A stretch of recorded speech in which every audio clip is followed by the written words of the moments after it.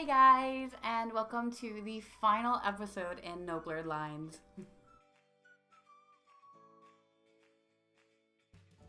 I honestly can't believe that this is happening. I feel like I've spent so long doing this series. And if you don't know much about it yet, you should click there and that will take you back to the first video in this series where I talk a lot about it and I explain in more explicit terms what you should probably know before you watch this. After 4 episodes of me watching TV shows that I hoped would be really good and then having like either bad or just like feelings about, I was determined to find one that I felt positive about. I was so determined that one of these episodes wasn't going to be me complaining. God has blessed us with the Netflix original, Jessica Jones. Now, before I had seen this show, I mostly just knew it was the girl from Don't Trust the Bee in Apartment 23, aka my favorite TV show, and that David Tennant was in it. If you haven't seen Broadchurch, you honestly need to. That was an incredible crime drama. Like, yes, in season 2, when they gave me a courtroom drama too, hell yes. But I'm not a huge fan of action or superhero, so that made me a little wary to watch Jessica Jones because that's kind of like the premise that's advertised. But the recommendations of my best friends and the hope and desire for good content, I watched it. And oh, was I so pleased. Jessica Jones does a great job and it sends such positive messages for rape culture. Rape culture is a society that normalizes and trivializes rape or assault. TV perpetuates rape culture in a lot of ways, but mostly through infiltrating our cultural framework and making us think things are normal when they're not. This can come through in many, many ways, and it often puts people off of even talking about these subjects because they feel like you can't talk about them and you can't have storylines based around rape or assault without perpetuating really dangerous and negative like stereotypes or rape myths. Jessica Jones defies this argument. The main character, Jessica, is a rape survivor and a woman with PTSD from an abusive, supernaturally and emotionally and physically abusive relationship. She doesn't gloss over her trauma, and in fact, even in the first episode, they explicitly say that she has PTSD, which is incredible because a lot of shows won't deal with that, and if they do, it's usually just like a couple episodes. It's not like a whole arc of someone trying to recover. And what's really great about Jessica Jones is that she doesn't even fully recover by the end of it. Not that it's great because I like want her to suffer. Like, she's my child, she's my daughter, and I raised her from birth, and I love her dearly, and I don't want her to suffer.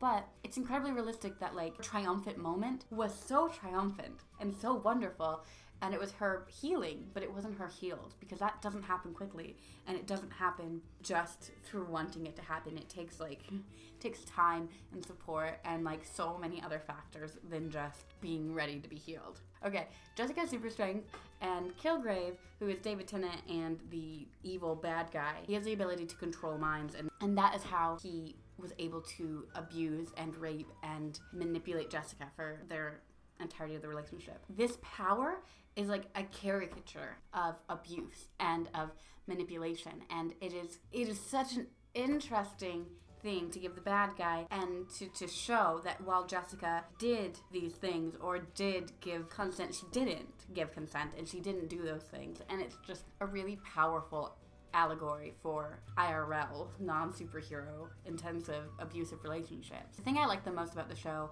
in their connection to rape culture is really how, like I said, Jessica's healing is so slow and nuanced. And I also absolutely love the portrayal of Kilgrave. He is the epitome of rape culture. Like, if I had to pick one character to personify all of rape culture, it would be him. Everything about him fits a category of it. So with his superpower, he's able to manipulate anyone to do anything he wants, and so he has this sense of entitlement. So when Jessica is able to walk away from him, he becomes obsessed with her because she's the only thing he can't have. He's become ingrained in this sense of privilege, and that's like a really dangerous aspect of rape culture. Men can feel very entitled to a woman's body, and so this entitlement that he has is just like one level of rape culture that he has. He also has this like catchphrase that's like when he's talking to somebody and he's like manipulating them. Specifically, he does this to Jessica a lot, and when he sees her, he'll tell her to smile. It was such a deliberate move to make that his catchphrase. One of the most frustrating cat calls you can get. At least if you're getting like the disgusting cat calls, like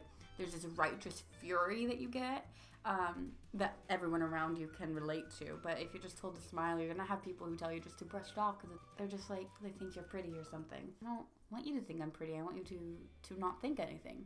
I'd like it if your eyes just skim past, because we are strangers. And the use of Kilgrave bringing forth that statement, that request to the forefront of his assault, and his, like, for it to be a catchphrase of horror for the main character and for others is like so powerful, and I think says a lot about like how that's not an okay thing to be told. There's also this like really interesting aspect of the show where Jessica and Kilgrave are in like this confrontational conversation, I guess, where, well, she tells him like, you raped me, and he immediately denies it, not like because he needs to deny it for like the law or what his buddies will think, like you might have in like a Law and Order type show, but because he genuinely thinks he didn't.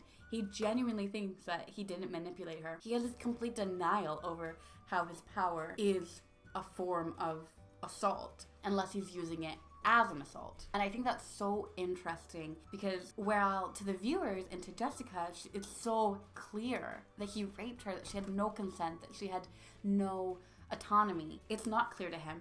And that's another aspect of rape culture and the society that we live in, where like if something is even slightly nuanced, there's room for debate, or there's like this gray area or this blurred line, and you're gonna get people who genuinely don't realize what they've done, and that's not okay. Like, obviously, in this case of Jessica Jones, so obvious. Kilgrave, even if he didn't rape her, also like murdered a ton of people and like did terrible. Like, he was always gonna be a bad guy regardless of how that conversation went. So that's like one thing. But in real life, you're gonna get people who like you genuinely care about, like friends or family or good acquaintances, or that kid in class who always let you borrow a pencil and reminded you that there was gonna be a quiz. Like, you're gonna get these people who you like and you think are good people who are rapists. And sometimes it's gonna be malicious, and it's gonna be one of those cases where it's obvious that it was an attack, and there's gonna be other ones where they have plausible deniability in the social context. Never in the legal context, obviously, because rape is not a blurred line, but there are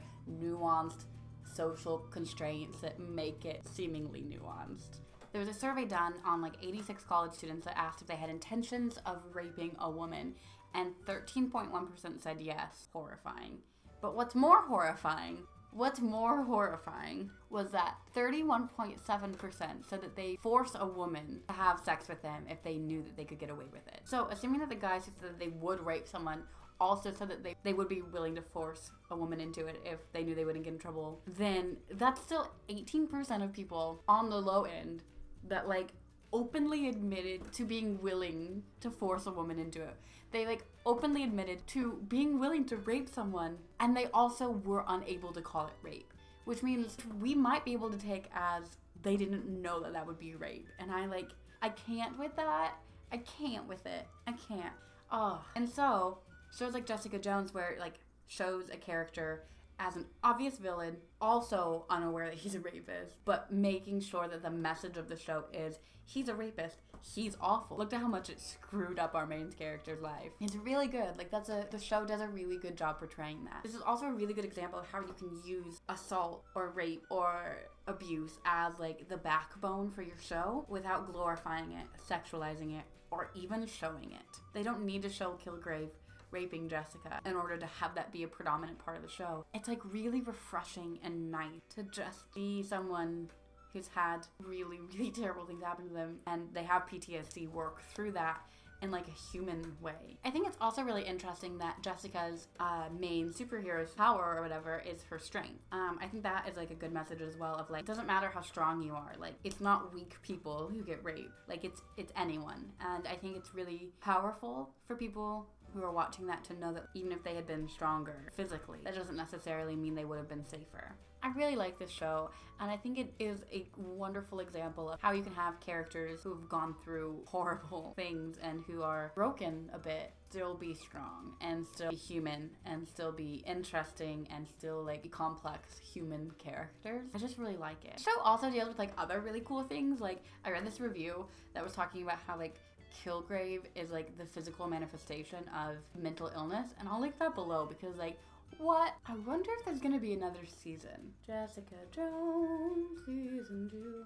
Hey. Not until at least 2018. But you know what? I'll wait for it. It'll probably be worth it. So I think those are all of my thoughts. To sum up, Jessica Jones is incredible. They did a really good job both in the portrayal of the victim and the perpetrator, like the healing process of that. They did a great job. I 10 out of 10 recommend. This was a great show, a great way to end this series. Oh my god, the series is over. I did it. It's over. Oh my god. If you want to read a blog post that is a little bit more in-depth and analytical and theoretical and academic-y, hopefully you should check into the description and that will take you to my blog where you can read my thoughts. Also check out the playlist for all of the videos in this and read all of the blogs I wrote for it because it's done.